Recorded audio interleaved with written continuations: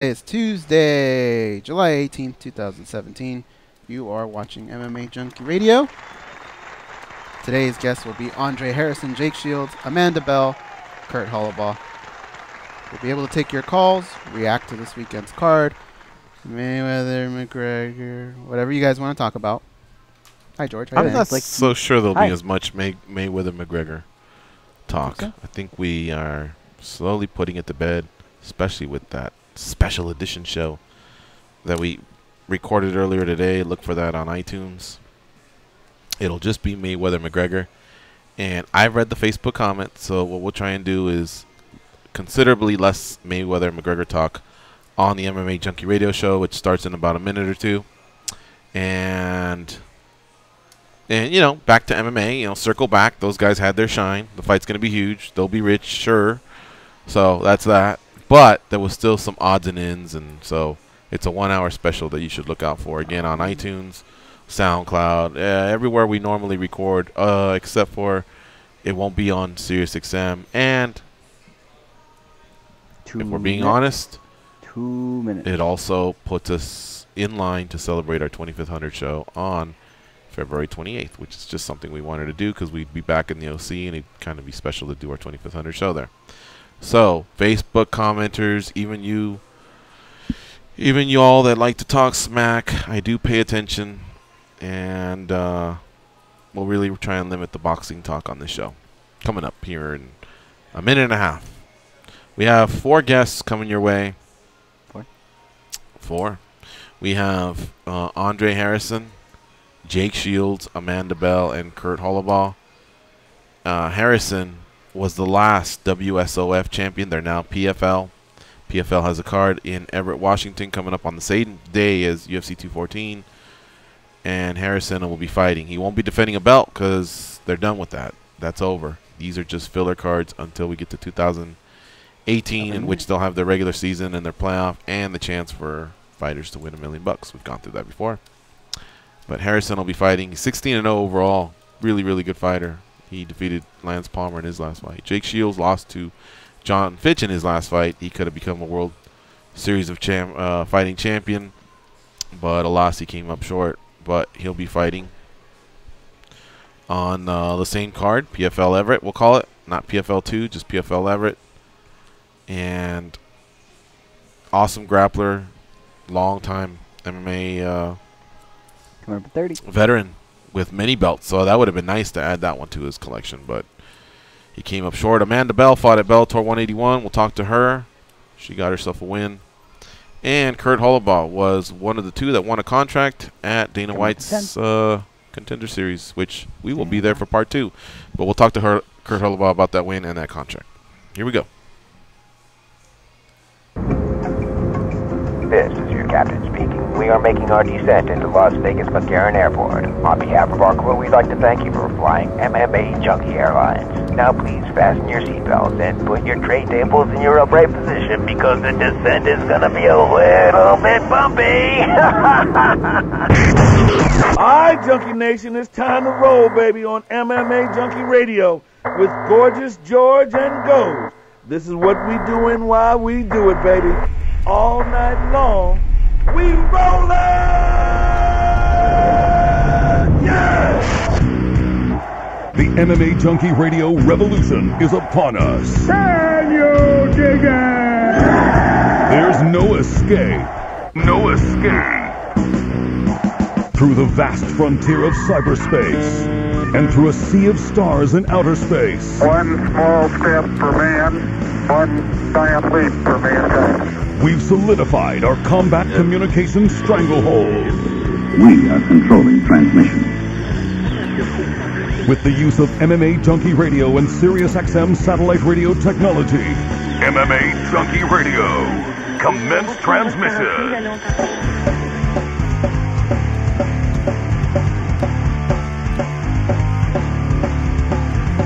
Live from MMA Junkie Radio HQ in the fight capital of the world, Las Vegas, Nevada. Here are your hosts, Gorgeous George and Goes. From the fight capital of the world, inside the beautiful Mandalay Bay Racing Sportsbook, you are listening to the MMA Junkie Radio Show, the only show that matters. I'm your host, Gorgeous George. With me as always is the devious and dastardly Goes. Ari's co-host, back east, handling the producing duties, Danny, of course. What's up, guys? Good morning, everybody. How's everybody doing today? Good. Just good? Yeah. Well, You guys minus today great. that thing, but yeah, good. I mean, trying to power through here. Have you seen Road to the Octagon for Long Island? No, I haven't. I had it open. I was going to do it yesterday, but I was running a little low on fumes.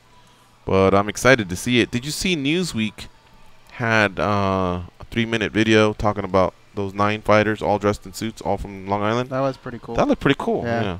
So I don't know if it's a story to be read and it's preceded by that little quick intro video, or if there's more to the video. But I, got to hang out a little with Weidman and Vellante at that Samsung party, and of course we know Quinta very well, and a few of the other fighters we've covered them. So I was just anxious to see what it's all about. Nassau Coliseum to them is their MSG. Yeah, I feel like maybe as the years go by, Quinta may be that guy at the front of the pack now. Over Weidman? If Over Weidman Weidman. loses to Gastelum, then Quinta could definitely take that, unseat him from that throne. Aljamain lost 2 in a row. Then he got back in the win column. He's got a big tough fight fight, coming though. up 1 week later in Anaheim against Barrow.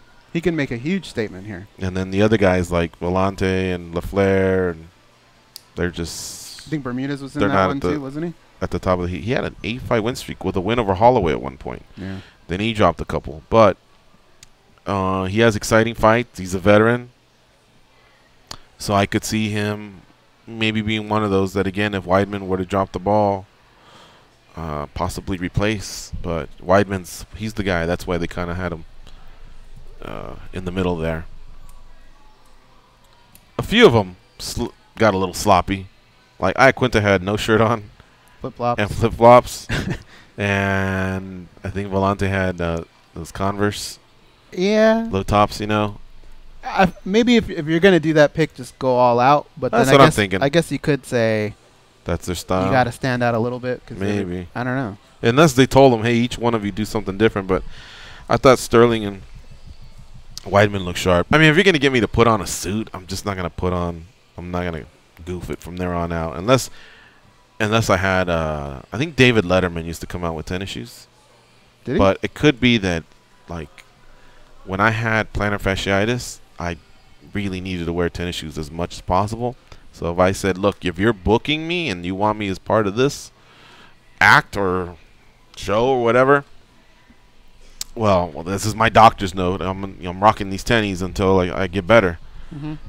But I think otherwise, the NFL guys do that too, right? Every once in a while, probably you'll behind see the them with, like scenes. tennis shoes or something. yeah, if they want to be comfortable. But yeah, some people have jacked up feet problem, something, nothing. Hell, I don't know. What were you telling me about John Jones? Let me look this up. At Johnny Bones, right? Yeah. No, just like the last 24, 48 hours, he's really stepped it up on his tweets. Mm-hmm. Just saying, just coming at Daniel Cormier on Well, Instagram. 21 minutes like ago, he just tweeted. So I saw a few back-to-back last night, but here's a couple. Actually, why don't I go back like 10 or so and then start reading them, because I think it's best to work bottom to top. So in this one he says, hey Daniel, I left your response on Instagram. Holla back when you get a chance. Next one is, so I have a limp dick. When's the last time you spoke with the missus? What grown man comments on another man's dick anyways? What does he mean by when's the last time you spoke with the missus? With his missus or with Cormier's missus? I don't know. That could be a horrific joke. That's the problem. Is like Bones Jones isn't too good at this. If I were his manager or even his boy, I'd say, hey, step back a little bit, have a beer, chill out. He But then this is not says, his forte. yeah. Well, I'll have to go back and see what DC says. But then the next tweet from John Jones 13 hours ago is, I have zero respect for you, bitch. You're really going to hate me by the time I'm done with you. So I think that's alluding to the promo that they had, where I think he said something like he doesn't have to like me or be my friend, but he's gonna respect me at the end of the fight. I got you. 24 minutes ago he says, and this asshole has the nerve to comment on my leg genetics. Has he looked in the mirror? He follows that up by saying, See his fucked up hairline? Dude couldn't get a six-pack if his life depended on it. Definitely don't mention genetics, pussy. Now, I mean, It's I guess never really smooth, is it? it's not. And the question is, like, does Daniel Cormier read this and go, "Oh man, he's right. I don't have a six-pack. Oh, he got my hair again." Like, I just don't see what it accomplishes. Like, I feel like these comments probably lose him more fans than they do gain him. I don't think very many people are going, "Oh shit, he made fun of his hairline. That's my boy." Let's see what It's not Cormier's very clever. saying. Like when Connor does it, it's clever. It's funny. You go, "Oh man, shit, I want to follow that guy. He's got some zingers." Cormier says, another great day at work. No, that wasn't it. Planet of the Apes is dark. Good movie, though. And I'm gonna go on his talking about Instagram. wrestling. It says, a hard work week earned me some pancakes. I wouldn't have posted that, because if he comes up short, you know, like the Maybe it's fake, tiramisu. though. Maybe how that tiramisu came back to bite Habib. People will be giving him a hard time on the pancakes. It could be those Pitbull pancakes that Dolce's famous for that are super healthy. But Okay, so here's what Daniel posts on Instagram, and he says, "And they say I'm obsessed. Dance for me, boy. Keep commenting on all my shit. on my shit. Watch me me work. work. Show those insecurities in your moment of judgment. You pay close attention to the one that's handing out the punishment. You got 2 weeks. Play my game. P.S. You have a limp dick and horrible leg genetics." So this is what he's responding to. Right? I see. Okay. And then he has a list of comments that Jones left on Twitter. It seems like. Johnny Boy is going down. He's stalking me, and they say I'm obsessed. Stay your insecure ass off social media. Your whipping is coming. Fight. No, right. He's a little insecure, so he's having to make sure he's always on my shit. Rest assured, Johnny Boy, I'm working. All right. Well, the shine's on these guys. It's July 18th, Tuesday. They fight on Saturday, July 29th. And Mayweather-McGregor, their press tour is over. Those guys will quietly, I think, go into camp or finish up their camps and do their thing. But that fight's not till August 26th, almost 1 whole month after this fight. So there's 3 big fights this summer. That one, the Mayweather-McGregor, if you want to call it that, it's going to be obviously a huge spectacle. I don't know what the fight will be. And then there's Canelo and Triple G. If you're a combat sports fan, it doesn't get any better than that. But this is a big one. This is probably the biggest one, arguably, right, guys, of 2017. What could the UFC put together that would top this? By the end of the year, More you can heat, put McGregor. More heat, Garbrandt and Dillashaw, but not a bigger but it's not a pay-per-view bigger draw, fight. right? Yeah. If somehow you can put McGregor together and McGregor the and Russian? like Habib or someone. Yeah. But even then, like I don't know. There's just so much unfinished business here that I don't know that it'll top it. What do you think about Bisping and Yoel Romero and the whole stuff going down with flags? Holy crap, man. Well, here's the thing. I think Bisping was wrong in tearing up the flag. Yeah. I mean, your beef is with Yoel, not with his country. But Bisping's a master of trying to get in somebody's head. I thought Yoel kind of fucked up in doing the same thing back to him, because what's your beef with that? Your beef is with the beef is with each other. I don't get why they're bringing countries into it. I don't know, but Yoel took it to a whole new level. Like, that guy's fucking pissed, and he's the wrong guy I want after me. And Yoel doesn't look like the we'll settle it in the cage type guy. He seems like, if I see you, whether it's at a UFC event, a bar, we're settling it right then and there. That's the type of guy that also he chimed seems in like saying, "Oh man," he goes, "You better not show your face in Cuba. The Cubans are coming," something like that. Yeah, I agree. Bisping and the flag, he probably shouldn't have torn it up. He probably should have. I don't know what he could have done, but these middle fingers or the torn a picture pointing, of him. yeah, that probably would have sufficed. But when it comes to flags, a lot of countries take that way more serious than other countries. You saw what Conor told Floyd. I swore I wasn't going to try and mention that, but Floyd did have that thing on him for like 3 of the stops. But now this guy has about a week to cool off since his loss to Whitaker. He's actually no longer on Bisping's radar. No disrespect to Romero, but Unless Whitaker goes, oh my God, I blew out my knee. Like, I'm out of this for 16 months. And even then, I don't know that Romero would be next. But let's just say Romero is next. It does help that Musasi's gone. Yeah, you're right. And Jacare's coming off a loss, so but he's coming off a loss to Whitaker, so that means he's probably even healthier than Romero is. Regardless, he's not next. If he's setting something up for a great fight in the future, perhaps. But here's the thing: he needs to fight on the same fight card as Whitaker and Bisping, so that if Bisping wins and Romero win, they're on the same timeline, and then maybe the UFC might give him next. Jacare might have a problem because by then, if he grabs the win himself or two, but yeah, Musasi's gone, and then of course if Weidman or Gastelum or one of those guys starts tripping off a win next or this Saturday, or even Rockhold, the defending champion, then he has a trilogy he could settle with Bisping at some point too. It's just something what I'm saying is I don't know if it'll get there, but I suppose this is the type of warfare that the fight becomes so big that they have to make it some way. Now, if Bisping loses, there's rumors that he'll retire. Mm-hmm. If he doesn't get past Whitaker, that'll be it. That'll be that. I suppose a big money fight that he'd really want could maybe entice him, but I don't know that Romero is defined as one half of a big money fight. So I don't know what all this is for. Do you remember walking on the pier in Huntington Beach and seeing those guys with the fishing poles, and they'd have like 6 or 7 of them out there? That's who Michael Bisping is to me. There's a line out there for Jacare. There's a line out there for Romero. Hell, there's even an Anderson Silva line out there. There's Whitaker. There's all kinds of lines. GSP. Yeah. But one of them's going to hit. And I think some of them obviously weigh more than the other. Some of them are bigger fish. But I don't see him walking away from all those lines. I just don't. Speaking of Anderson Silva, he wants Diaz in a rematch. It's kind of weird, right? It is. He's not dumb, though.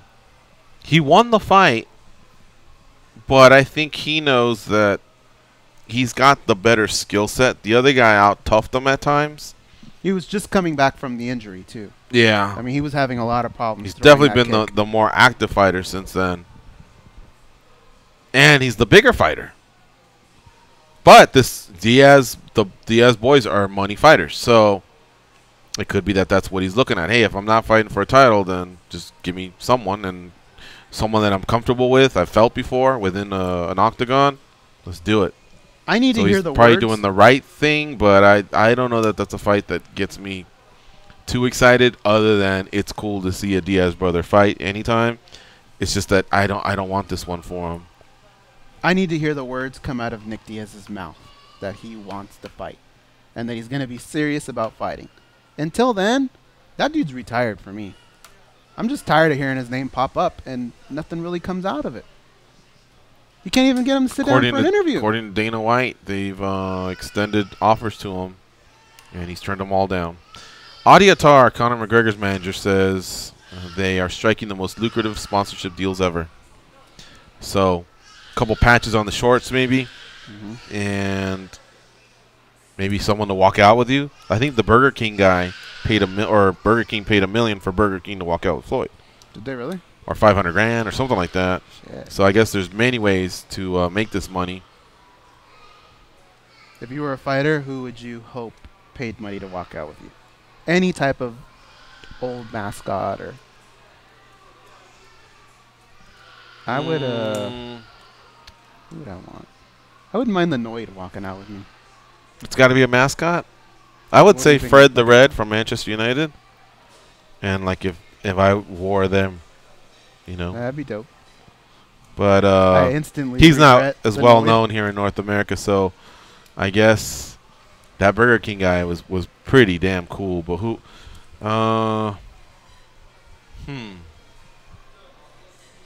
that's a good question. Who'd you say, the Noid from Domino's? Or where was he from? He was from Domino's. He's still around? He makes a comeback here and there.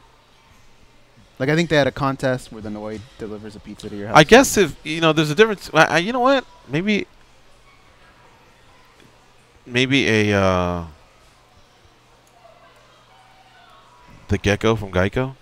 Just a big version of him dressed up. I don't know that he's as funny, though, if he's big, right? Okay. You seemed annoyed by my choice.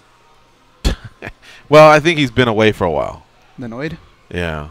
Yeah, I How don't about want the to tie hamburger myself to I was going to say, I don't want to tie myself to fast food. But I guess if I'm a boxer walking out, I think I've beaten the fast food. What do you think? Burger King is the I know. new hot spot? I Gordon know. Ramsay? I was trying to do something outside of, I knew there was some easy ones that I could pick off. Like Jack's probably pretty funny. From Jack in the Box. But, well, I guess Jack. Give me Jack. What the fuck? All right. Yeah. I'm down with him. Sneak peek. UFC champ Tyron Woodley's childhood explored today on In the Clinch on FS1. Well, that's interesting. The fighters want to be promoted more. The fans want the fighters to be promoted more. But when they are, do the fans support? There's so much content out there to consume. And more people do it from their phones now, it seems like, than anything else. Are you going to run home and put it on FS1 and check it out, learn more about Tyron, and become a bigger fan is the question? Or is everyone just talking out of their ass? I think everybody's talking out of their I ass. think so too sometimes. I'm going to try my best. So let's read the article here. And it appears that this goes down at 8 Eastern, 5 Pacific, with replays of the half-hour special throughout the remainder of the week on FS1 and 2. So I'm going to watch it because I'm going to support the champ. I think his camp champs are awesome. Those are cool. Champ camps, sorry, are awesome. I like following those, but it's great to see Fox and the UFC focusing one of the fighters. So here's why I think it'll be good if you tune in, because what he's done with the champ camp has allowed me to learn a lot. First of all, he maintains a very hectic schedule, very busy. He's always doing stuff, filming a movie, family time. But I was actually pretty moved when he went to, I think it was a Chevrolet dealer, and he bought like 4 cars for all his family, for the different family members. And so I thought that was pretty cool. Another thing that I really like about Tyron is, I know the camera's on, but when he goes to Boys and Girls Club or a senior home or wherever he's going, despite the fact that the camera's on, in my opinion, he's there in the moment. So even if just before then he got a text that says, "We got to talk, millions of dollars at stake," and his mind's on that big deal that could happen or whatever, I think he's really good at compartmentalizing and saying, save it for in an hour. I'm busy.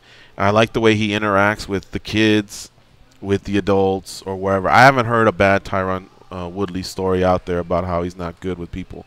I like seeing that. I've learned a lot from his champ camps. So hopefully FS1 picks up a little bit of this from In the Clinch. It's 8 p.m. Eastern, 5 p.m. Pacific, replays of the half-hour special air throughout the week on FS1 and 2. He's very good with his community. Like, remember everything that went down in Ferguson? Mm-hmm. He was right there, helping people out. Yeah. All right, let's take some calls. 866-522-2846. Apologies for the phone calls as of late. This computer's down. We're looking to sort things out soon. And so with so many other things going on, in-studio gas, did we mention the summit? It's just not been right here highlighted in front of me. So it's like a communication that goes from Danny that goes to me, and sometimes I'm not paying attention. So I'll take responsibility. We didn't talk about the summit. Do you want to? Well, no, I'm just saying last week was kind of hectic for us because it was our USA Today Publisher Summit. Right. We had back-to-back. So we had Fight Week the week before, and then this Publisher Summit. Yeah, so the suits were in town. Yeah, there was a lot going on. We had some pretty late nights, and so we're sorting things. We gotta say you bear with us. My liver's paying for it. Let's go to Rodney now in Las Vegas. What's up, Rodney? Hey, what's up, boys? What's glad up? you told me to call back and remind you of the flight. Oh, doing awesome, man. I'm glad you told me to call back, though, because I got some awesome news, man. So I'm fighting this Friday at Sam's Town in the main event for the welterweight title. That's right. Your boy. Very cool. That's right. Got it. What's the event? It's Real MMA or Real Water MMA. Rudy Morales' promotion. Okay. Yeah. It's pretty awesome though, man. This guy is the champ is 3-0. I'm 2-0. somebody's always got to go. You know what I'm saying? And it's this Friday. Hey, and it's this Friday. Samstown. Weigh-ins 6 p.m. on Thursday, which I don't know why they're doing the later weigh-ins. I thought everybody was going to the. I was liking these earlier weight because like LFA do the the earlier weigh-ins now. At 6 p.m. It's a good point because it'll be Nevada State Athletic. Oh no! You know what? I know Tough Enough is overseen actually by ISKA. So I was just about to say the NSAC is the same people overseeing it, but if you guys are under ISKA the same way Tough Enough is, then that might explain that they just haven't adopted that yet. Yeah, so maybe you'll see me in there next. We'll see. We'll see what happens, Obviously, I'm looking to stay undefeated, get that belt, and then go from there, take on all comers. But, yeah, right now, man, I mean, Rudy hit me up this weekend. He was like, hey, you might have an opponent change. And I emailed him back. I said, I don't care who it is, man. My answer is yes. Just tell him I said yes. And I was hoping it was the champ, and it is. So I'm excited. I couldn't be happier, man. I was supposed to be in the very first fight. Instead, I'm going to be in the main event for the title, so I'm looking forward to it. Awesome. That's pretty cool. Cool, man. Thanks for checking in. Are you full-time Vegas now? Yeah, I see you in other places. Bro, yeah, I live 2 blocks away from the Bellagio and Caesar's Palace. I mean, I can walk there if I don't mind melting on the way. But yeah, I mean, that's where I live. I live on Flamingo. Oh, wow. Okay. Very cool. Yeah. All right, Rodney. Thanks for calling in. All right, man. Hope y'all can make it out. All right. We'll see you. Later. I think we did say we'd support if you gave us enough time. It is Tuesday. I wrote it down, so we'll see what happens. Goes and I have a trip coming up to Cali. We're still sorting that out, figuring out when we're going to go. But anyway, we got to take this break. You're listening to MMA Junkie Radio on SiriusXM Rush 93. If you want to call in and participate, like Rodney just did, formerly of San Antonio, now living in Vegas, call in 866-522-2846. We'll do our best to get you on right away, despite the fact that this damn VX is down. Stay close. Leaves are falling.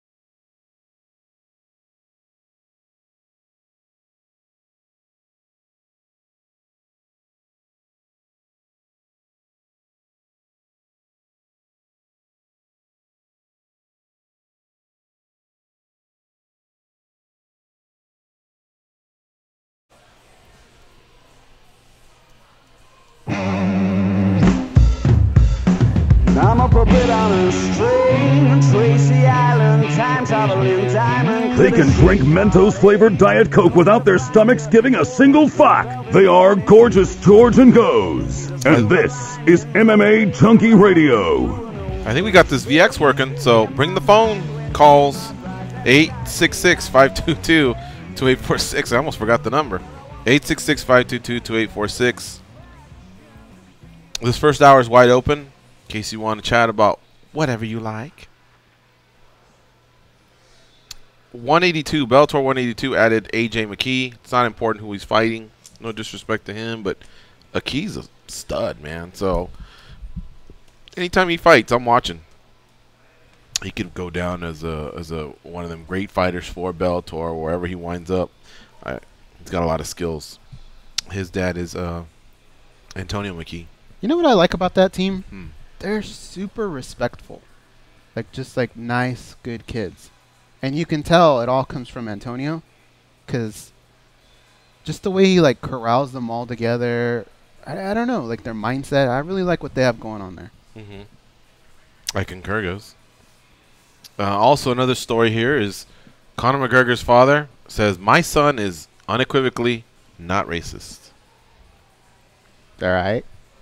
Amateur MMA fighter Don Shea White died in Louisville after collapsing in the locker room. They stopped the fight because he was taking damage, but what he suffered from was a cardiac episode, it appears. So the fight went, I believe, 2 rounds, right? Yeah. And they stopped it there. He went in the back, collapsed. Man, I mean, we came really close to seeing something like that with Dada, right? Dada and Kimbo. Those guys were huffing and puffing. Well, Kimbo probably, because even though Dada was the one that was wheeled off, cart off, I mean, every time Kimbo's fights were over, he was huffing and puffing really hard.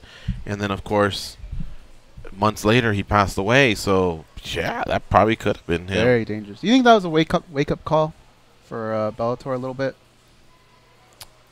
As far as like putting on those type of fights, non-professional, yeah, kind of. Well, I mean, Kimbo's Kimbo. He's done this before. I think he graduated to being a professional, but Dada was more of like a fighter too. Doesn't really make you professional, even though you got paid technically. Yeah, you know they are, but it had to have been a scary moment for them. Yeah, not on the professional level where that's pretty much your career for. That you've selected for the next 5-10 years, not just hey, I'm going to give this a shot. A recap there of Demetrius Johnson on why he chose Malky Kawa to be his manager, joining the mighty team. Newly retired and emotional Neil Seery, not sure what's next, and that's what scares me. I want to hit that video, see what all that's about, because I know there's a lot of retired fighters that I worry about, like what they're going to do next. Wow. Seems like a nice guy. As far as other news, it's been a 1-year anniversary since male Cyborg, Evangelista Cyborg Santos, got his head crushed by Michael Page, and there was an excellent interview there that was done by Christian Stein, aka Copperheart, where he talked about it, and it doesn't seem like he's retired, but he definitely wanted to take the time off. And speaking of the other Cyborg, she's running a contest. Now, I saw this on the UG, not on the front page of Junkie. She's running a contest where if you want to walk out with her for the ceremonial weigh-in, she'll allow it. And I read it briefly, but it's just, hey, what do you like about Chris the most? And what makes you a big fan of hers? So it doesn't look like, to me, it doesn't appear like there's some sort of a bidding war or anything like that. That's a cool opportunity for a fan. I thought that was an odd choice because those haven't always been friendly for her, right? You would imagine she would want somebody comforting in that time. I don't know. I don't know if I'd just pick a random person to be out there with, because you're only allowed one, right? Or is it 2 now? I would imagine Cyborg has more leeway. So standing in the back, I could see the winner of the contest, Cyborg, and then either her boyfriend Ray or her coach, which I believe last I checked was Lockhart. Or did they have the falling out? No, they had the falling out. So whoever it may be, them being in the back. And then going through the curtain, it's just the steps of if she elects to take clothes off or not. Or by then, the weigh-in's been done. But you don't know that till you get to that day, right? Who? if you're Cyborg. You don't know how easy this is all going to be for you. True. So, okay, worst case scenario, it went rough is what you're saying? Yeah, like you've seen having to hold fighters to get to the back. But this is the ceremonial goes. Remember, 8 hours before, Oh, yeah, you're it's right. already done. So by the time she gets there, she's either in the hospital because it was something bad happened, or you know the fight's off, or it's good and she's happy and probably weighing 160 by then. So yeah, that part, you're right. If it was the other way, then all I was gonna say was if it was the other way, then it's just the time of going through the curtain. She hands you the shoes and whatever else, does the pose. You walk off with her. She's right back through the curtain. It all happens in 2 minutes. Do people still go to those? The way ceremonial? I don't know. I think, for example, Anaheim hasn't had a show in 2 years. I could see people being pumped up. Let's go, let's go. Hell, I could see some people not even knowing that they weighed in at 8 and thinking that they're watching the real thing. But I think people will maybe make something out of it. Like just here, a couple of weeks ago, there was zero buzz. For the one with was supposed to be Amanda? Back-to-backs, yeah. How many people went? Did you I don't know, but a lot of people that I know are used to going didn't go. They got to fix that because that was actually fun. I enjoyed those back in the day. Maybe tie that into the, well, I don't say tie it into the Q&A, but they do. But it's so far apart. What could they do? What could they do that, an autograph signing? I don't know. Yeah. Or just get rid of it. Why, especially on those areas where they have to bust the fighters, you know, and they get in there and they do it. I mean, do they really need to do that? The fighters have already started their process of I think it's just too ingrained in combat sports. Yeah, I suppose. Let's talk to Scott in Utah. 866-522-2846 if you want to join the party. What's up, Scott? What's up, boys? Not much, fool. How you doing? Hey, George, you survived that thunderstorm the other day? Yeah. Yeah, it was yesterday, and, you know, I was going to go into Target, and all of a sudden, we call them monsoons. It happened, and it was hailing. It was hailing. It was pouring. It was hailing? Yeah. I didn't get hail. Yeah. Were you safe in your car, George? I was okay. I wasn't. I was okay. But there wasn't a close stall to Target. So I knew I was going to get drenched, and with hail you can't run. Just clean my Adidas and everything, and I go, man, if I get it on the way out, then I got to put the stuff in the trunk. I'm going to just get drenched. I'm just going to be dumb. So I postponed that trip. But because to be fair, you were under that tent, that canopy or whatever. Well, yeah, but I had to get to it too. It's not like I was just sitting there and all of a sudden started raining. It was. I'm just saying, you were protected as well. You know where I was at? I was about halfway, and then I go, rain in Vegas. Comes and goes. It's like a couple minutes and then it goes away. Right. So then I went up to the top, and by the time I got to the top, I was drenched. So then I had to take cover under that canopy or whatever, and I was there. It lasted a while. It was about a good 30 minutes. Yeah, at least. Scott? All right. Hey, usually I don't talk about Bellator, but I watched that main card or the main fight this weekend, Gertz and Campos. And usually I'm not too squeamish of a guy, but damn, man, Gertz's forehead, that was like hard to look at. My wife came in the room and she says, "I can't believe you're watching this shit." But God, I mean, his forehead. I'm glad they stopped the fight. I didn't think it was too early at all because I was afraid I was going to start seeing bone here in a second. You know. You know. I'm sure there's a doctor that could probably explain to us how bad it got. He did take another knee within those 2 minutes that the doctor had seen him, and the first one looked like a vertical gash, and then, of course, it kind of turned into a Jordan gash, like we said. So it could be that that additional damage was just enough for the doctor to go, enough. It felt like a little bit like the tide might be turning, but it went back and forth so much that the tide turned like 8 times in each guy's favor. So I don't know, man. More than likely, it probably was the right decision. I mean, there's a vein right there, right? I think that's probably what was punctured. Yeah. I think that's what happened with Jay Haran. It was moving. It doesn't stop bleeding. Yeah. So every time they touched it, his forehead would move. It was like, oh. Yeah. I don't know, man. We got to trust in those people that have been hired, right, to do that gig. Yeah. Hey, the other thing was, I'm glad that presser was over with McGregor and Mayweather, but I think the best line was McGregor saying he can't read, but the other one was when McGregor was talking about all his accomplishments at 28. He said Mayweather when he was 28 was on De La Hoya's undercard. Yeah, no, those some great ones. But I think that one wasn't true, right? Yeah. I think if you go back, he was actually fighting. Was he? In main events at that time, I think. Okay. Well, yeah, I mean, Well, who's going to yeah, run and check maybe- every But single it was fight? a good one. At the time, it's what it's worth at the moment. And at the moment, it killed, right? Yeah. But, I mean, 18 months ago, one guy was tapping out to another guy. That's the one that hurt. You know what I mean? felt like. So Floyd still has that big O with all those titles. He has some facts to back him up. It's just he doesn't put them out as good as McGregor does. It was great, man. It was fun. McGregor definitely won. I thought he was gonna win by more of a landslide, but Mayweather had his moments, and it did what it needed to do, and it sounds like a lot of people are gonna watch that fight. So good on them. I think you're right. That quitter comment did bother McGregor. A little bit, yeah. If you watch them, you could tell, like, well, is there a comeback to that or what?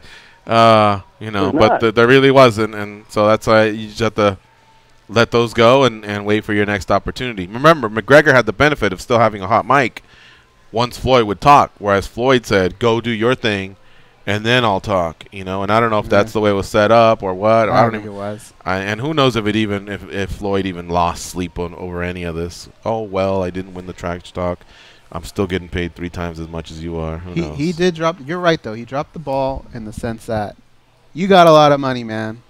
The 3 guys that made him tap, bring them out on stage. Make that your Voltron. I thought that would have been better. Yeah. All right, Scott. Thanks for calling in. Great to hear from you. All right, guys. All right, see you. If you want to join in, it's 866-522-2846. Goes. I wanted to ask him something. Say a few things here. Bellator 181, Campos versus Gertz. It was that fight.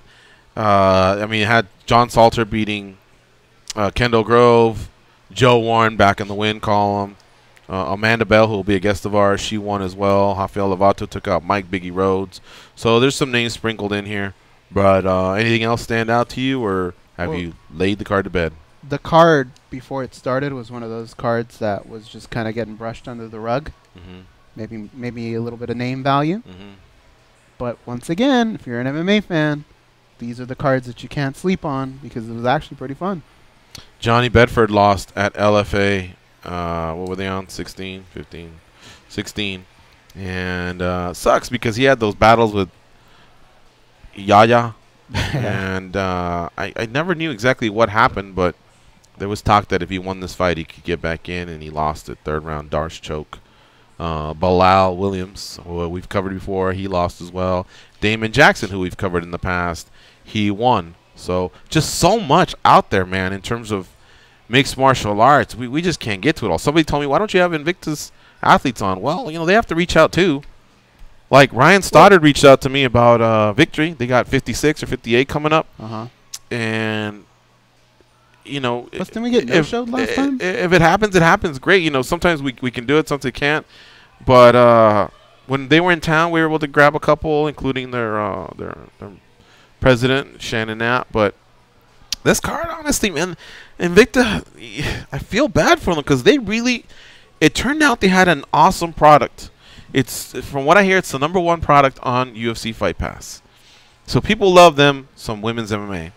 But, Jesus, the roster, I mean, just, the UFC hammered them, you know, and hopefully it was lucrative for Invicta, and maybe they can build up some new fights. But I think part of the allure was we were watching the best, and we're not getting it now. And, again, you only have so much time out there.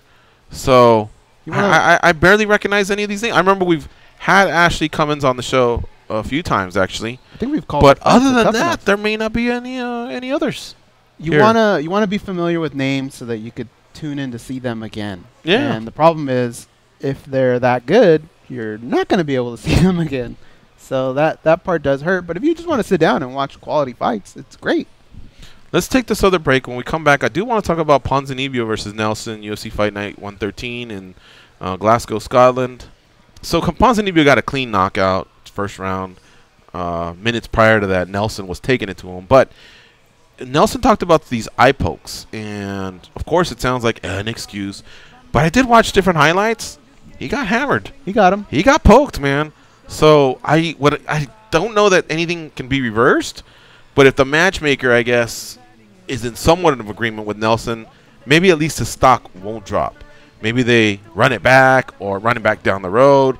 But what I'm saying is Nelson was, probably one of the top 15 welterweights out there, and maybe they'll give him another good fight. He's pretty popular out in Europe and the UK, so I think it'll work out for him. But we'll talk more about that. Cavillo's win over Calderwood. Some controversy there. Some are saying Calderwood won. I disagree. And, of course, Paul Felder, that great knockout that he had over Stevie Ray. So stay close. We'll be right back. It's MMA Junkie Radio on Sirius XM Rush 93. Waking in the morning just like every other.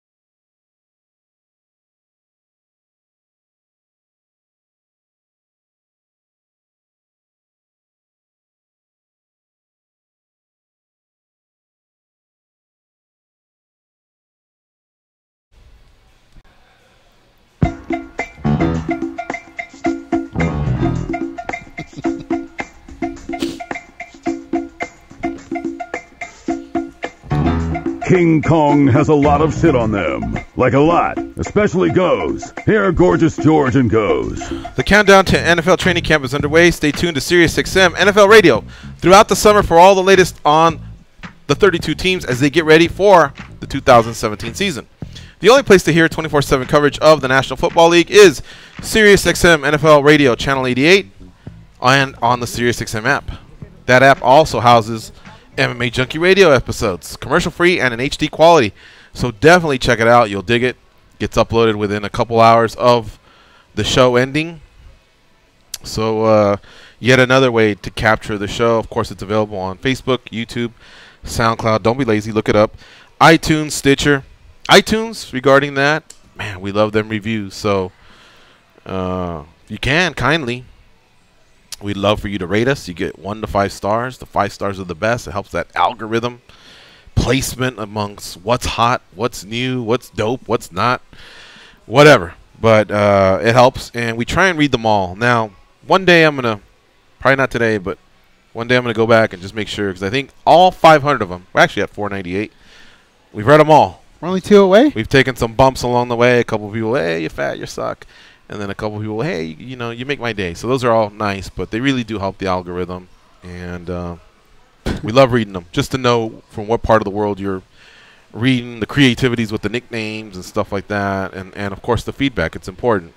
There have been a few times, believe it or not, where we've got like a star or two. Hey, the volume. back in the day, Morgan's louder than goes, or the clapping or the tapping sound on the keyboard, whatever.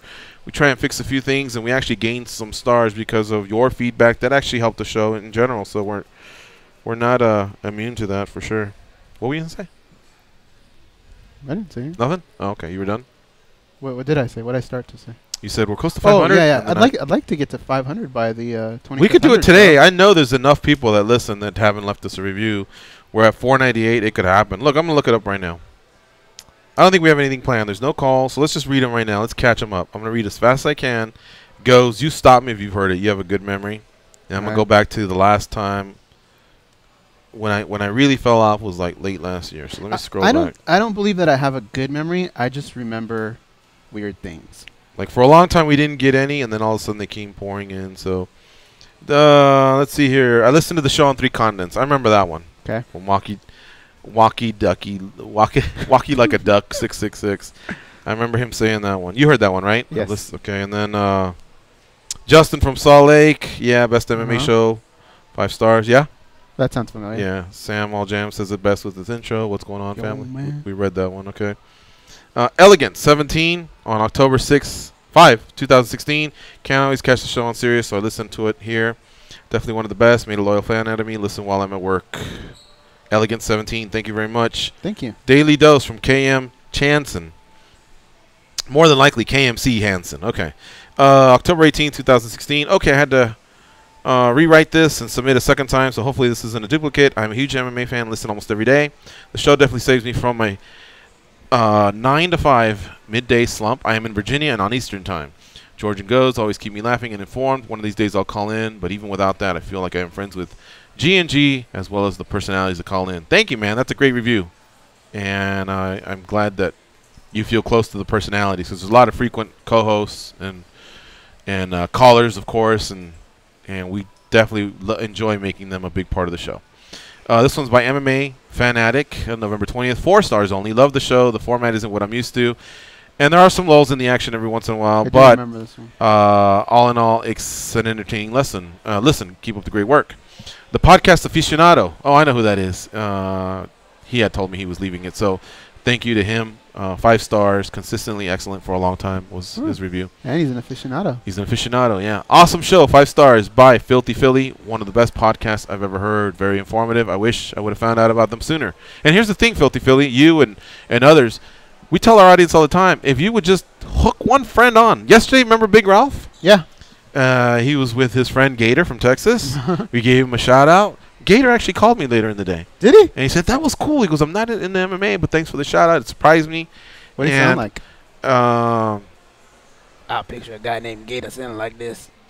You weren't far off, but no. Really? No, he didn't sound like that. But he, just like a regular dude is all I can say. And so we talked, and he said, you know, I goes, MMA's not my thing, but it was entertaining. We caught the whole 2 hours, so I'm going to try and latch on and become a regular. Oh, very cool. So that was Big Ralph introducing a friend to the show. If everybody would just turn the show on to a friend, we double our audience immediately. So these mean a lot to us. Just these and you sharing on Facebook, on SoundCloud, on Twitter, any links that we post. I'll even go as far as this, George. If you tell me today's the day I'm turning my friend onto the show, give me their name, I'll shout them out. There you go. I'm glad you're doing it, because anything that involves me and a bet or the post office, I just forget about it. The post office? Yeah. I'll read you some notes that I have here. I have these prizes that I think I should have shipped out months ago. I guess some of our personal life is going to spill over right now, but I just keep forgetting to tell you this. The guy at the cleaner said that he accidentally sent 5 items that aren't yours with you, then 5 items that are yours with another guy. So he said, call him. What the fuck? Yeah. The cleaners guy? Yeah. He sent. So when he gave you your stuff, yeah, 5 items aren't yours. They're somebody else's. And then he did the same thing to that guy with your stuff. So he said to give him a call. Okay, the cleaners. Let me write this down. So if there's something in there that's not a triple XL, just take those 5 items. I'll have to examine it closely. All right. What if that guy's stuff is really cool and fits? Then you just find a new cleaner, right? Keepers and just never go back. No, I'm just kidding. I got thumped like that one time. Here's one. Great show. Gets me through the workday. This is from Brandon in Louisville, February 10th, 2017. Have been listening for over 7 years. The guys really know how to put on an entertaining and informative show. No longer able to listen live due to work, but the podcasts are great. way to kill 2 hours or more of my day. This is more than a podcast. It's a family. Oh, very nice. This one's by Dave, MMA Madden. We know who that is. MMA Junkie Radio, best show. Best show in MMA, 5 stars. There are tons of MMA podcasts and radio shows to choose from, but MMA Junkie Radio should be at the top of everyone's list. Truth is, my review could be a long-winded rant about how deep below the surface the host, Gorgeous George and Goes, take the listeners into the MMA community, but you have to tune in to experience it for yourself. If you're not a fan of MMA, you will be soon. The show makes you care about every punch and kick thrown and the athletes those combinations are connected to. I'm a fan for life. Man, that's so cool. And it was cool to have Dave here in studio a few weeks ago and just hanging out and co-hosting, and brought us coffee. I'd love to have him at an MMA Junkie gathering. So it's Dave Madden. So he did the combo like the MMA analyst does. So thank you to that. All right, so we're through February 11th. There's another one by El Pass out that we'll have to get to on another occasion. Stay close. Sports update commercial, and then we'll be right back. I'm gonna have me some fun. It cost me my very life.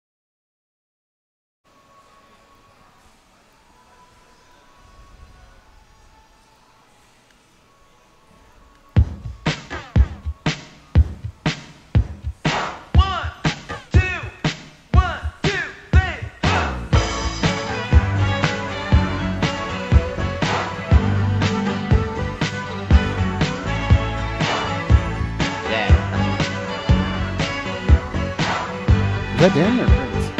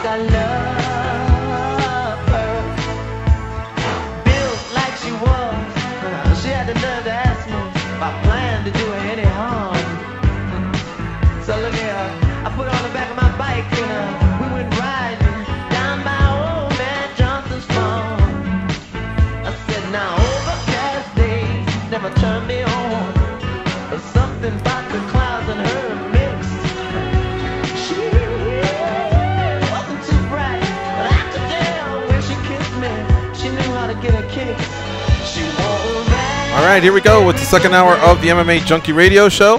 We're going to start off here with one of 4 fighters that we're going to interview. And the first 2 are going to be fighting at PFL Everett. The Professional Fighters League is underway, and they're headed to Everett, Washington on July 29th at the Xfinity Arena. Headlining that fight card will be Andre Harrison, our guest, who will be fighting Steven Rodriguez. These are featherweights. And Andre Harrison brings a 16-0 record to the dance. What's up, Andre? How you doing? I'm doing good, man. How you guys doing? Doing all right. I got a confession to make.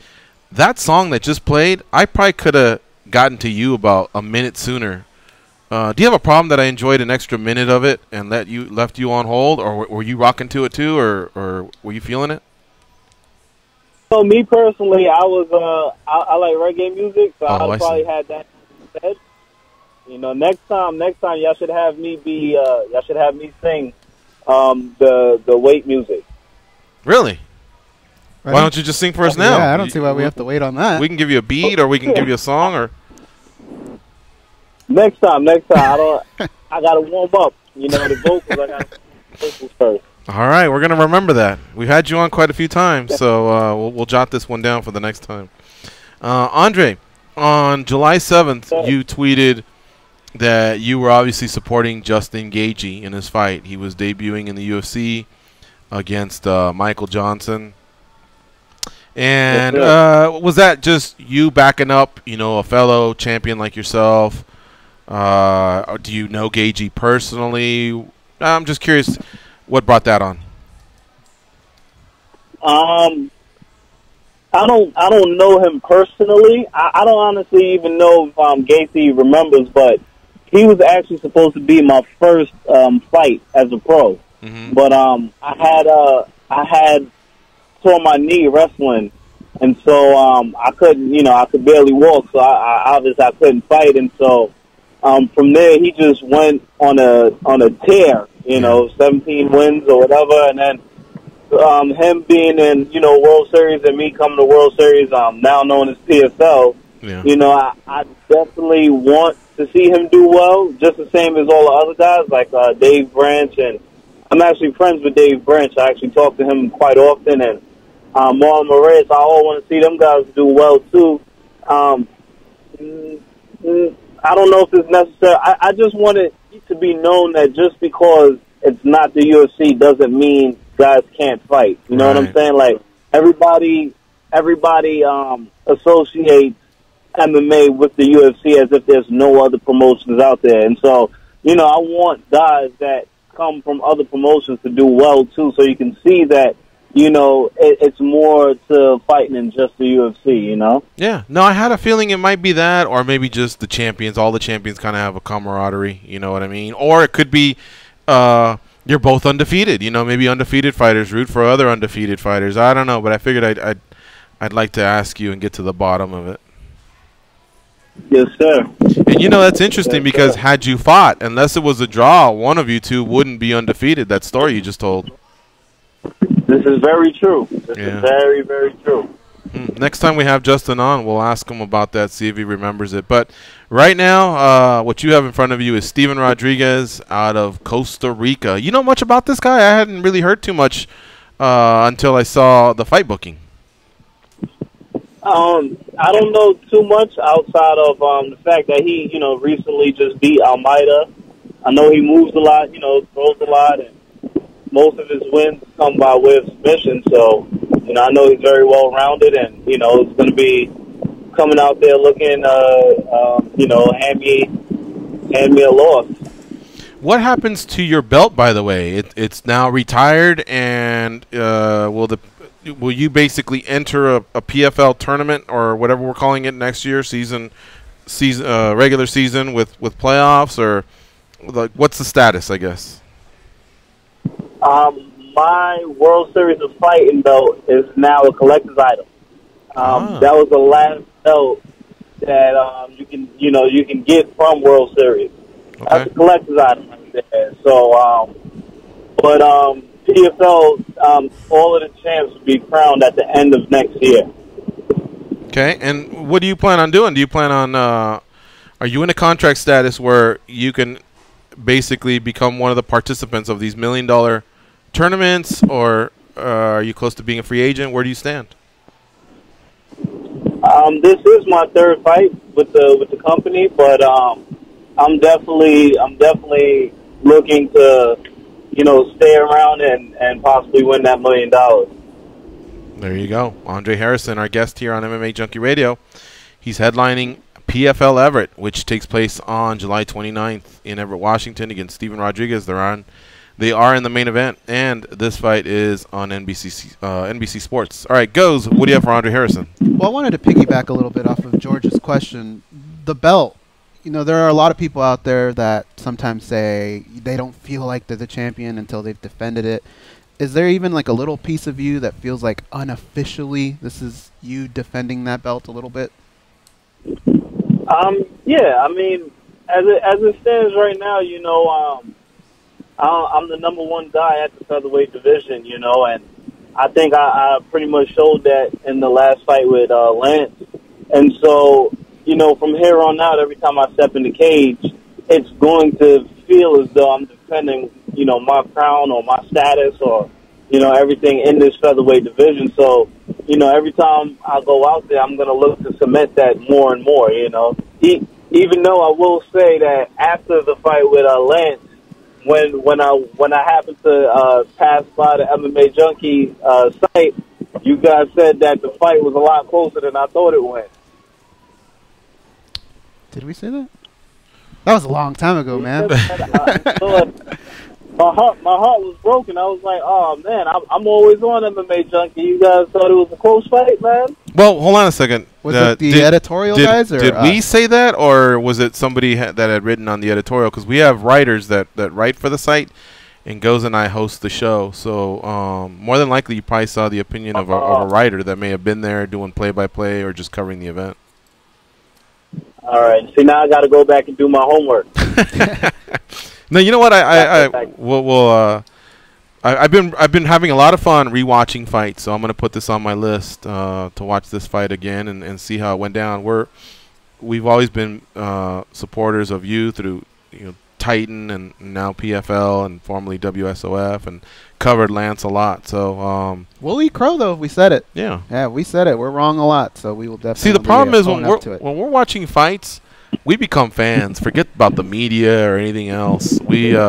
So we're drinking and kind of like on the edge of our seats, checking it out, tweeting as well, and having a good time. Our writers, when they're there in person, they're there to work. They're concentrating. They're watching every single movement. So there's a lot of things they see that we don't see, and there's a lot of things we see the second time around when there's no distraction. You just put on the headphones and say, all right, let's break this down. What happened? So a lot of times their opinions will change, but more than likely it was a writer. All right. So I was sitting up there. I was just like, I know at the end of the day it's just me and Lance in there, or me and my opponent in there. So you guys, you know, it's based off of what you see, and we're going based off of what we feel, you know. And so, to my knowledge, I dropped Lance 3 times, you know. So you can say, arguably, that he was hurt 3 times in that 25-minute fight. At no point in time in that fight did you see me get wobbled. Did you see me get dropped? Did you see me get taken down? Did you see me get cut with anything? At no point in time in that fight. So if I hurt him 3 times and he hurts me none, and he's on his back, you know, 2 or 3 times throughout that fight, I don't understand how it could have been close. Nah, I got you. That makes sense. So, talking about Lance Palmer, when you look at Lance Palmer and then you look at Steven Rodriguez, what would you say separates those 2 opponents? What's that one factor?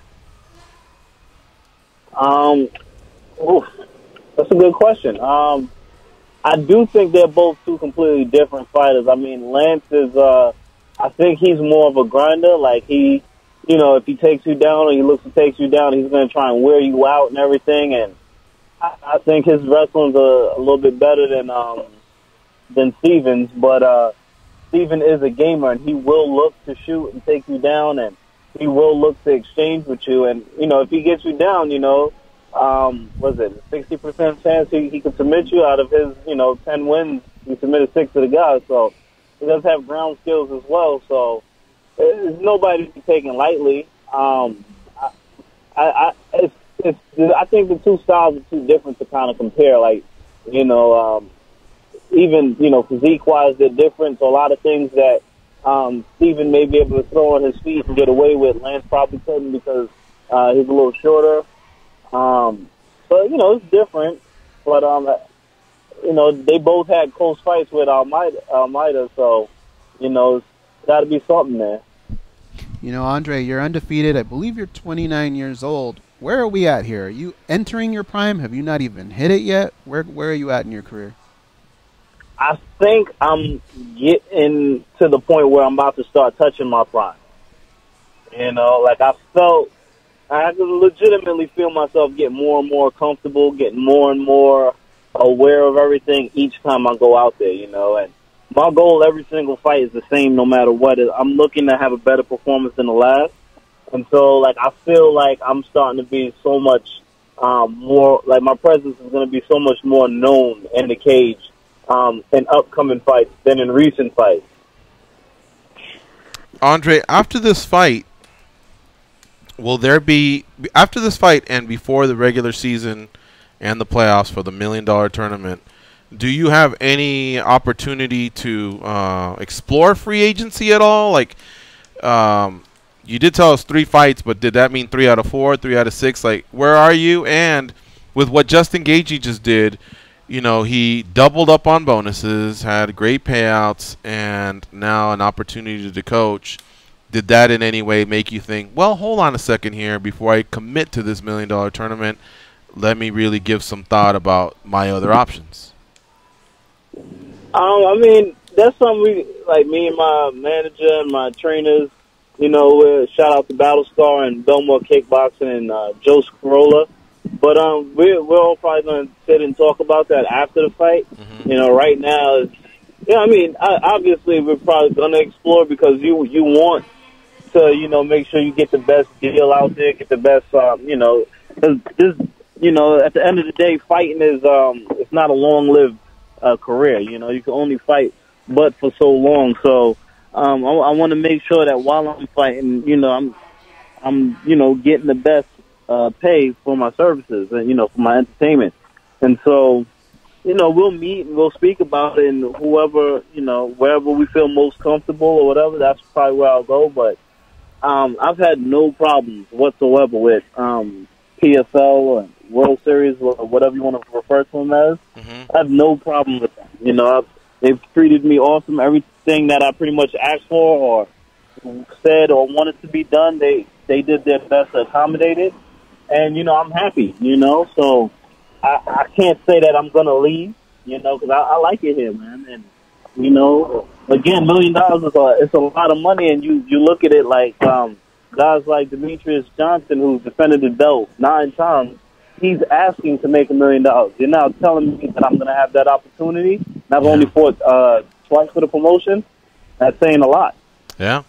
No, that's good. It sounds like you have a good mind on your shoulders. And I was going to say the same thing because regardless of what your free agency may be like, the fact that in 1 year you may fight, I think Carlos Silva told us 6 times and possibly become a millionaire and get paid along the way, that's not a bad year to have underneath your belt, you know what I mean? And another thing Gaethje said that was important was, had he come over earlier, he may not have triumphed the way he did. He needed every bit of seasoning that he had, you know, along the way. Every fight in his career contributed to there being the right moment. So whether it's 16-0, 22-0, you know, you will know when you're fighting at your best, and then according to what's in front of you, what the landscape is, then you make the best decision possible. But I really like the fact that in 1 year a fighter can make $1 million. That's pretty amazing. I think that's going to be attractive, and it's going to be a competitive tournament. Because you're saying over $1 million because we get our regular payouts throughout the year as well. So I mean, like you said, it's definitely expense wise, you're definitely getting a good payout for the year, and I just think it's a great thing. If everything goes the way they're saying it could and should possibly go. Oh, did we lose you there, Andre? No, I'm here. Oh, there you are. All right, your voice kind of faded off, but I think we got the gist of what you're saying. We have to go, but thank you very much for the interview. As always, we always have a good time with you. Good luck with the rest of your camp. Safe travels to Everett, Washington, and good luck on the 29th versus Steven Rodriguez. Thank you. I do have a question for you guys. Who do you guys pick to win this bout? Between you and Rodriguez? Man, the last time I did this, I had a fighter want to come murder me. Yeah, I'm going with Rodriguez in the upset. I think he's going to catch you. Them knees just seem to be the flavor of the month, so no, I'm just kidding. I think you're going to win this fight, and I'm really hoping that you can dominate and get a finish. That'd be great to see. So I'm going with Andre Harrison. How about you guys? Dre all day, baby. Dre all day. So there you go, man. Oh, there we go. All right, guys. All right. Thank you, man. I appreciate it. All right. Take care. We'll see you. All right. Bye-bye. Folks, you can follow Andre Harrison on Twitter at Dre the Bull. Our next guest, you can follow him on Twitter at Jake Shields, AJJ. He joins us now on MMA Junkie Radio, fighting on that same card in PFL. What's up, Jake? How you doing?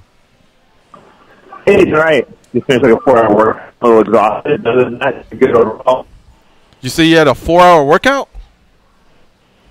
Yeah, I kind of just doubled it up. Did like a double workout.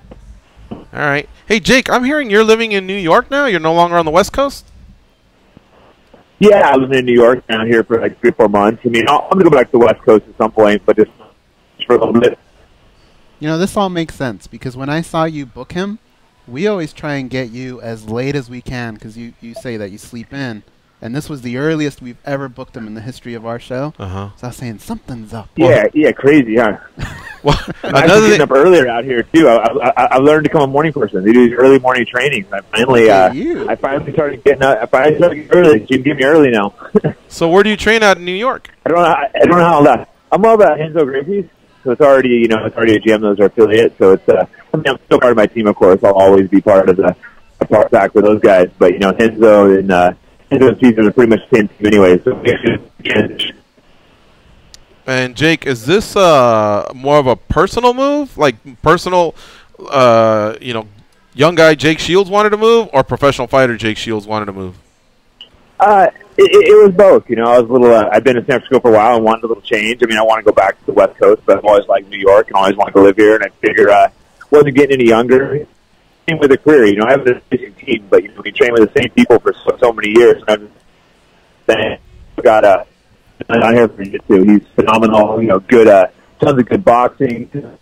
It's just New York's full of good training. And Jake, what part of New York do you live in? I'm right in Manhattan, right in the financial district. Let me guess. Do you pay about $2,200 in rent for one room, 200 square feet? Well, I pay a little more space. $3,500, but I got a nice apartment. Yeah. $3,500? Are you serious? Yeah. Wow. Yeah, I myself a little, but I want, but I want to nice athlete.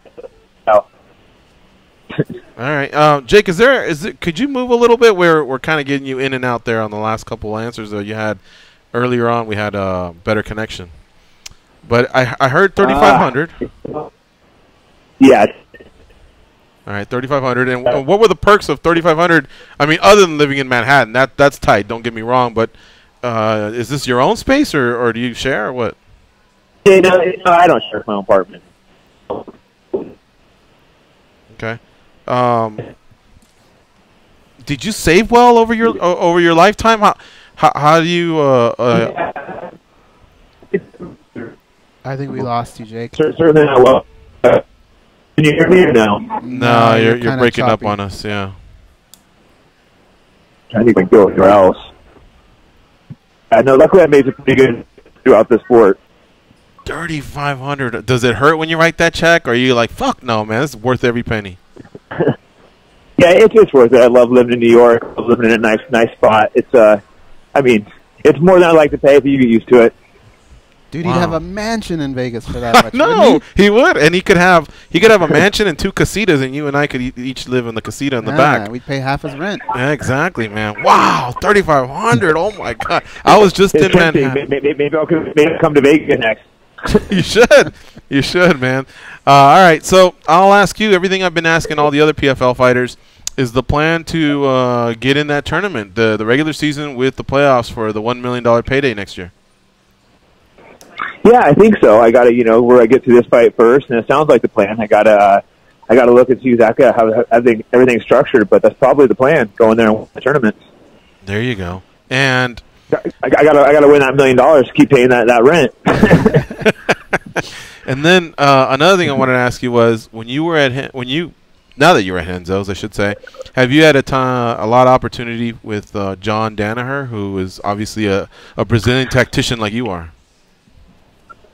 Yeah, I train with John pretty much every day. He's a phenomenal coach. The guy's, he's a genius of jiu-jitsu. He sees things and breaks it down from a different perspective, and his style is all about submission. I've always been a okay submission guy, but really good, control until jiu-jitsu. So I've really I'm really working on taking my game to a different level and getting the finishes. How did Gil take you moving? Was that like that? That's your brother from another mother. Was that a tough one? Because if I'm not mistaken, I think you were teaching at his gym as well, right? Yeah, Gil definitely didn't want me to leave, but it's one of the things he understood, and I plan on going back to San Francisco at some point. This isn't like a permanent move. I just wanted to come out here for a little bit, see some new things. Not sure exactly how long I'll be here, but yeah, Gil was definitely bummed and tried talking me out of it, but I still go back there every couple months and go train with him. Did this happen? Wait, now that I'm putting the pieces. Oh no, I guess I got this all wrong. I was gonna say, did you have anything to do with Dylan Dennis? But he's part of another gym. He's part of Marcelo Garcia's gym. So yeah, no, he's part of Marcelo. Yeah, I competed against him not long ago. Yeah, we don't care for Dylan too much. He don't get along with any of the guys over at Henzo's. And have you seen him at all? I know New York City's a big city, but the BJJ community is a little tight. No, I haven't bumped into him. I saw him on TV at the Conor press conference. He had some nice orange hair and looking really douchey. Did you see one of Floyd's bodyguards kind of checked him, man? He bounced them back pretty far when they did that Form the Voltron. Yeah, unfortunately, I missed that point. I would have liked to see him beat those guys up, but Jake Shields joining us here on MMA Junkie Radio. He is fighting on the PFL card that's coming up in Everett, Washington, and his opponent will be local Extreme Couture fighter Danny Davis Jr. Yeah, so it's gonna be me for a second. What do you have for Jake Shields? Jake, in looking up and down your record, I was amazed, man. Like, you've pretty much seen every style of fighter, every type of challenge in every type of setting you could possibly have in mixed martial arts. How do you not become complacent with your game? Like, is every fight that you take, is it the same fun that you have trying to solve that puzzle? Isn't it difficult to try to not become complacent? Yeah, I've fought in so many tough guys. It is. You can get a little bit complacent, and that's something I've worked at. And that's part of the reason why I made the move. Like I said, I love my team. I think I've got the best team ever, but I just felt like I needed see some new things in training and some different styles, something to freshen it up for me again. And training with John has really opened my eyes up in the submission game, and also great wrestling and boxing trainers out here. So I think it's good. And then, fighting someone like Danny Davis is tough because he's a guy I don't really know anything about. Going in there, I'm sure I'm being the big favorite. So it makes it a little tough, when I've fought in think I fought in like four, I think five UFC, beaten five UFC champs, I think, or UFC or Pride champs. So when you have a record like that, you fight some guy you never really heard of, makes it a little tough to get psyched up for. You know, but my mindset is to take everyone just as serious, because you don't want to go out there and lose to the guy you're supposed to beat. Is there one fight when you look up and down that record that you ever, win or lose, regret having taken that fight? No, I don't regret taking any fights. There's definitely a couple fights that I fought when you had bad training camps, or went in there a little bit hurt, or feeling not perfect. But it's part of the game. You can't feel perfect every time. What about on that same night, two guys that you beat are going to be competing for a belt in the UFC? Is there a little bit of chest thump in there on your part? Like, yeah, I got those guys. Yeah, no, it's just cool, having beaten the UFC champ and the guy. Whoever wins, I'm going to be all beating the UFC champ, and that's pretty cool. And that's not too long ago either. And I still feel like, I beat those guys. Last fight, I feel like I had a bad fight and didn't fight well, but I don't feel like I'm any less of a fighter. Goes, can you name those champions that he's beaten? Tyron Woodley, and now he's going to fight Damian Maia. Beat them both. Oh, but you mean champions? Yeah, little trivia question there. See if you know it off the top of your head. Well, Mayhem was an Icon champion, right? No, he said UFC champions. Oh, yeah. Well, I think he beat four UFC champions and a Pride champion. Yeah, you beat Dan Henderson. Very impressive. You beat Carlos Condit, who was an interim welterweight champion. A lot of people don't know that. I was there at Rumble on the Rock. Probably not get the other. You're probably not. I doubt you get the other champ I beat, because it's the old school guy, Dave Manet. Oh, that's right. Rock? Yeah, Dave Manet he beat. Yeah, he did. He was a champ a long time ago. And I was at that fight too. I was at Rumble on the Rock when he beat Manet. That was when Anderson Silva got upkicked by Yushin Okami.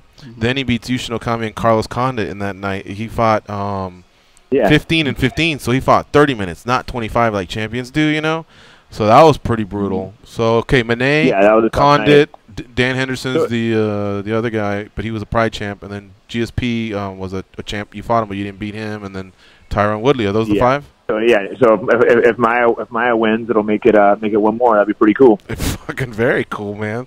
That is some street cred right there. All right, Jake. Always great catching up with you, man. I hope you're enjoying New York, and good luck with the rest of your camp. Safe travels to Everett, Washington, and hopefully we'll see you in Vegas soon. Hey, thanks a lot, guys. All right, take care. We'll see you. Bye. Later. Man, I love talking to that guy. Jake Shields. You can follow him on Twitter at Jake Shields AJJ. All right, folks, we're going to take a break here. You're listening to MMA Junkie Radio on Sirius XM Rush 93. When we come back, we'll talk to Amanda Bell, who got a win at Bellator 181 this past Friday, and Kurt Holobaugh, who 1 week ago today got a win at Dana White's Contender Series Week 1. And not only did he get a win, he also got a contract out of it. So very cool, very great night, very cool night for him. Speaking of, tonight on the UFC Fight Pass, again, 8 p.m. Eastern, 5 p.m. Pacific, Dana White Contender Series Week 2. Goes and I will be there, so look out for us. All right, folks, stay close. We'll be right back. It'll be a quick one. I'm breathing in the chemicals.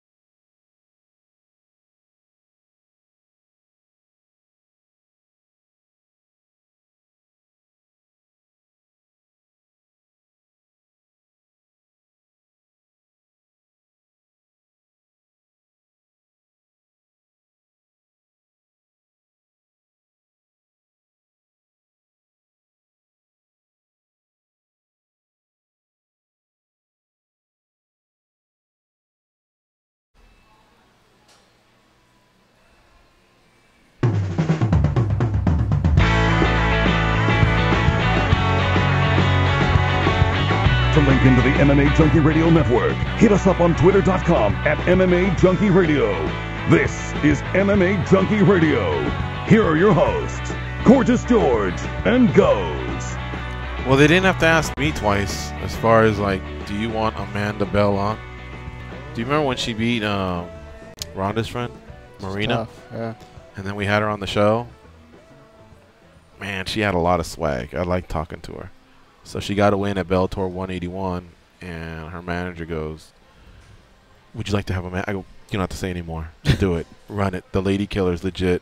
You want to know how much swag she gets has? down in the cage, and she gives great interviews. So what's that? She makes her own pizza. Yeah. Yeah, I like her, man. Joining us now is Amanda Bell. What's up, Amanda? How you doing? Good morning, guys, or good afternoon, I should say. How's it going? Welcome back to MMA Junkie Radio. You're on with George and Goes. It's still morning, technically. It's 11:37. We're on the same time zone as you are. You're in the Northwest, right? Yeah. Yeah, so I thought maybe you guys were calling me from...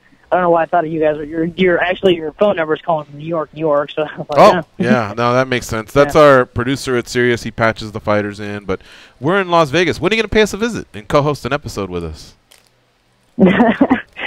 Oh, man, I don't know, man. I've actually talked about going out to the Vegas area to get some training in because I'm good. I'm friends with Roxanne Modafferi and her teammate Serena. Yeah. So I've actually talked about going out to Syndicate to get some side training in. Maybe after the summer's over, something. So who knows? Yeah, Roxanne's cool. She's been on our show a few times as well, and that's a great gym, Syndicate. Another one of their fighters got a big win this past weekend. Khalil Roundtree, the head coach John Wood was out there with him, so they're doing good stuff. Yeah, so they have some things going on. Yeah, they have a lot of success. Yeah, at their gym. That's awesome. Well, so you're in the win column. That's 2 in a row for you, and that's 5 of the last 7 fights where your hand has been raised. Talk about that win. You know, is it kind of like once you win, and you win by the devastating fashion that you do tend to win? Is it always the same, or is it different levels of emotion for you? Oh, it's different every fight. I don't think I'll ever get used to it really. You know, winning and losing and just getting in the cage in general is always just a nerve-wracking process. Like, you know, it definitely does affect me emotionally in more ways than one. So, you know, being that, I mean, it was a victory under being, you know, at Bellator for the first time. I think it was definitely different, especially since, like, I mean, when I first got to Invicta, I lost my first fight there. So being brand new to this promotion, I think it meant a lot more for me to secure that win. Yeah, no doubt. And are these happy emotions that you go through, or what kind of emotions is it that you go through, I guess? Like validation, hey, I am one of the best, or can you explain to us? I guess for me, it's just the feeling of success, you know, about just, you know, going through all the motions of it and getting it done and coming out victorious. It's just, I just appreciate it, you know. I didn't spend my life, you know, most of my youth competing ever really, you know, at all. I didn't get, you know, the opportunity to do sports and stuff because of how I was raised. But, so for me, you know, just feeling the progress of coming off the winner, it's just like, it's a high that never goes away. You know, even when I do simple things like jiu-jitsu competitions or something, it's always just such, you know, such a gratifying feeling for me that I don't think it'll ever change. Your last fight was a decision win, but most of the time, other than that, you've been finishing. And again, I like your finishes. They're usually pretty devastating, but are you happy with decision wins too, or is there like a lust for that finish that you crave? Yeah, that last pretty good. I'm sorry, shut the door, man. My boy came out here and was barking about a video game, and I'm just like, he's got to wait. Go on, man. You gotta wait. No problem. I was saying your previous win earlier this year was a decision win, but I've seen you kind of like, you know, the way you celebrate and how happy you are after a TKO stoppage or a submission stoppage. So when you have won by decision, the one time you did win by decision, was it the same as like when you finish? Definitely not the same. No, I mean, I knew I won that fight. I knew it was in the bag when it was time to get my hand, when it was time for for them to go to the judges. But definitely securing a complete and total finish, I think, is just gratifying all in a different world of its own. I mean, I I wasn't upset that it went to a finish. No, and not in any kind of way. Hell, I got the win, so it's fine by me. And I've been defeated by a decision win in the past. It's I think I would rather lose by decision than by anything else. And then securing that win, it's a win. I can't be too mad about that. But I think emotion wise, and just the overall feeling of accomplishment is definitely much different when it's one that you completely take it, completely stop the fight on your own. And one last question here from me before I turn it over to Goes. And I'm not trying to be Joe's psychologist, but again, I'm a fan. And I guess what I always sense when you do finish and, you're emotional or whatever, and obviously happy with your wins, in any way, like, are you like kind of like in your face to the doubters, whether it's your personal life or mean people on social media or anything like that? Possibly, I think we all do that to some degree.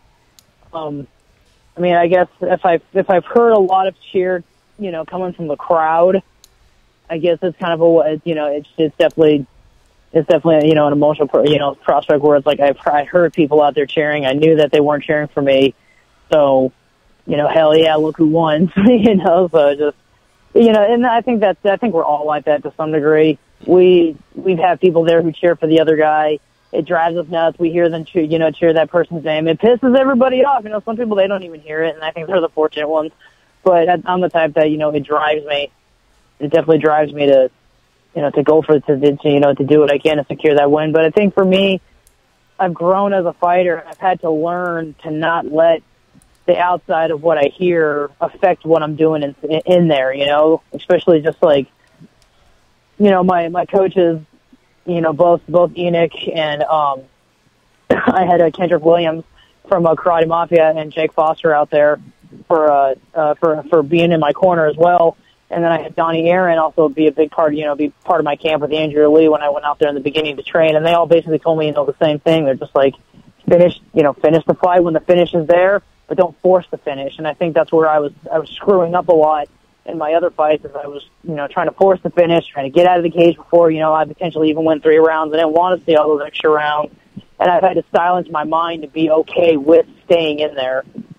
So it's, like I said, for me, I think it's a growing process to obviously want to find and secure that finish, but I can't force it, Any fight, the fights are only going to get tougher. The opponents are only going to get better and better from here. I can't force that successful finish.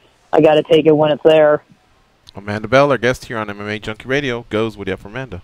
Well, my question was kind of along the same lines of it's very difficult at this level to get finishes. What do you say? What would you say attributes to you being able to go out there and get that almost all of the time? I'm a beast, dude. You ask anybody, even anybody who's gotten stuck underneath my ground and pound even for a moment, it scares them. It does. Like my manager, he jokes and he says he's like, when you get on top of them and start throwing those lunchbox hands of yours, it's always what he says. So I think just having the balance and the strength to have the devastating ground and pound has always obviously been my calling. But no matter what, it's even, if I've lost a fight and still gotten it, to the ground somehow and was able to tee off a few on that person, they get it for even a split second that it sucks,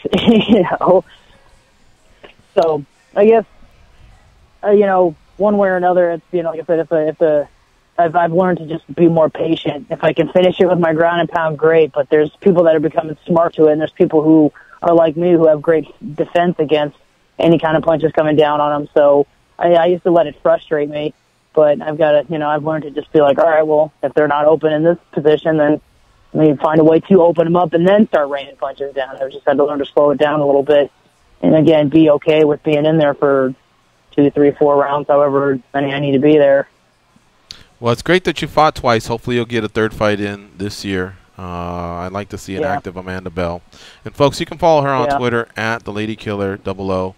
And while you're doing it, check out the Team Lady Killer T-shirts that are available. Those are really, really cool. They're available if you go through her Twitter handle. One of the recent posts that she has there has her T-shirt, and I really, really like it. So Amanda, thank you very much for joining us here on the show. Is there anything you want to say to your fans before we let you go?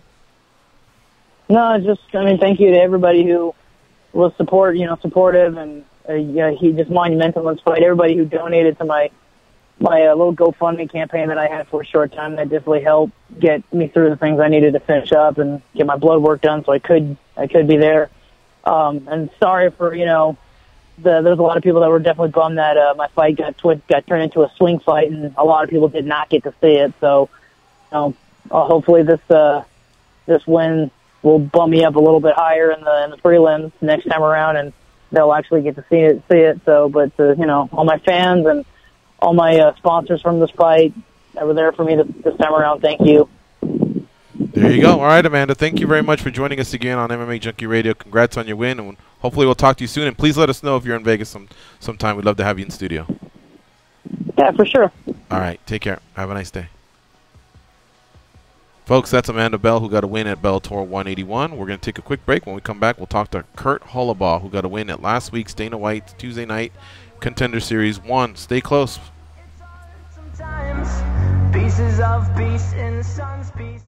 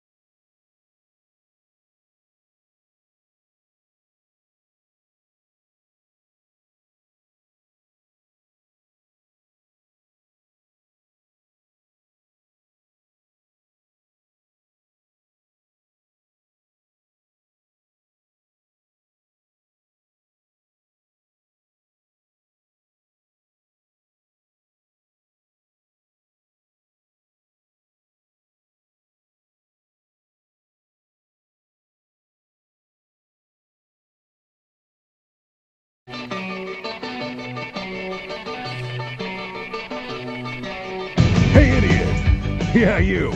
Can you please tap that rather large fellow on the shoulder and tell him it's time for more MMA Junkie Radio with Gorgeous George and Goes? Thank you. SiriusXM is available on Alexa now, on Amazon Alexa, excuse me. Just enable the SiriusXM skill, log into your account and say, Alexa, listen to Rush 93 on SiriusXM. For more information, visit SiriusXM.com/Amazon Alexa. Of course, you can switch out the Rush 93 for the NBA channel, which is 86, the NFL channel, which is 88, two of my favorites, but you get the gist. All right, why don't you do MMA history today, Goes? Yeah, let's. I think Danny's taking a. I can do it though. All right. I just gotta find it. Or do you want to play that other video? Yeah. You want to do that? I have that ready to go. We're going to go back from a couple weeks. Of course, you all remember what happened with Matt Hughes and the accident they had. And, of course, there's been progress for the better part, you know. But we still haven't had anything clear-cut that tells us that he's out of the woods, and other than he's off a ventilator and he can sense people that are there and answering through squeezing people's fingers. But I think there's still a long way to go. But I know that a lot of people had wondered about Matt's accident. You know, he lives in a rural area, but how do you not see a train coming? But here's an explanation given by Pat Miltich in an interview that he did, and I thought maybe it'd be useful for those of you that were forming an opinion or had any form of an opinion. So, Goes, why don't you play that for us, please? Hey, Pat. How you doing, bud? Good. First off, how is Matt doing? You know, the initial reports from folks down there, family, stuff like that, was that he, right after the wreck, he was responding somewhat to the paramedics, but I don't even know if that part is true. He's been in a coma, and initial reports were that he was a few days after the wreck. I think it was yesterday or Saturday or yesterday that he was gripping hands, but I don't even think that's true. I do know that he's responding to people tickling his feet. Okay. They took him off the ventilator. He was breathing on his own. And then later on in the afternoon yesterday, they put him back on the ventilator just simply because they didn't like his oxygen levels, which obviously you want oxygen levels to be very high, which speeds up healing and recovery. I was out of town, and the initial reports I said were he was being treated.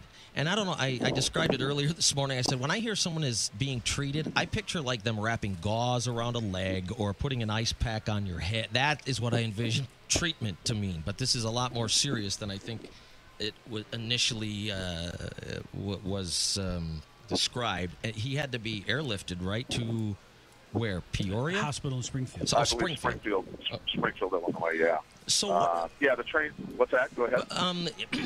You've been to Matt's house down there, and that area, it's pretty rural. So what do you know about this, the road and the train? Was there crossing guards? Were there lights? All of that sort of stuff. Well, I spoke to his brother, and his brother said, you know, he's been over those tracks on that gravel road a million times in his life. Both of them have. And there's a hill, kind of a steep, short hill that goes up onto the tracks, and then you go back down the hill once you cross the tracks. And it's a gravel road. From the reports of the conductor, the train was going 47 miles an hour, so it was moving pretty fast. And his brother said, I know exactly what happened. I know my brother. They're twins, obviously, identical twins. Yeah. And he said, and the conductor said that Matt had stopped and then tried to get across the tracks. And Mark said, I've done it myself. He said, it was a long coal train down there, and you know those things are miles and miles long. And Matt probably stopped and said, "Man, I got to get across the tracks. I don't want to sit here all day waiting on this train." Well, he's on a hill on a gravel road, spun the tires, and didn't make it across the tracks as fast as he thought he was going to. Eventually, he was in his friend's truck. He wasn't in his F-250, which probably would have flown across the tracks really fast. And Mark basically said, I know my brother that well. I know exactly how it went down. So, okay. The tires didn't get across in time and got hit. You said he stopped, but he didn't stop on the tracks. He stopped. No, he stopped before the track. And then gunned it to try and make it across because it's a real long train. Yeah. Okay. Yeah. One of the long coal trains down there. And if anybody's been out in the country and seen those coal trains, they know how long they are.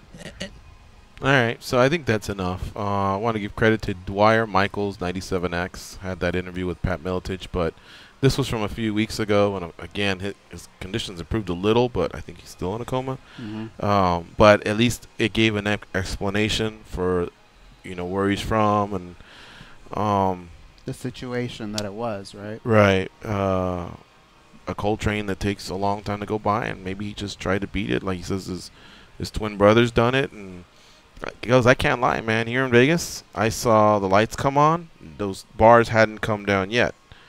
And it's a train that I've seen close here on Las Vegas Boulevard past the sign. and there was a day where I was kind of in a hurry, but it was still at the light stage. Nothing had come down. So I just kind of went. I mean, I didn't feel like I went by anything, and other cars went as well. So what I'm getting at is I've had that feeling of, oh, man, I got to get here. Now, granted, that's a very slow train versus a 47-mile-an-hour train. And then, of course, with the gravel, if he didn't time it right, I mean, we could be very well just – that could have been an accident, or maybe it couldn't have. I don't know. But I just thought you guys would enjoy that as far as Sheds a little light. Yeah, hearing more information from someone that's very close to him, his former coach and his friend Pat Meltich. All right, folks. Let's see what this Marco from Waco. You got 20 seconds, Marco. What's up? Marco from Waco. Not too much to say, guys. I wanted to talk about the fight from Sunday. We'll talk about it tomorrow. Let's do it tomorrow. All right, buddy. All right. All right, take care. All right, we'll see you. All right, folks. Good job, Marco. Thanks for being a team player. At least we got to say hello to you. I want to shout out my godson, Logan Gonzalez. Happy birthday, little buddy. Killer quarterback. And hope to see him soon. Tomorrow, Ryan Stoddard will join us. Eric Anders, Tyler King. Maybe another name or two. As far as Kurt Hollabaugh, we don't know what happened, but we're out of here. Be champions. I'm gonna keep on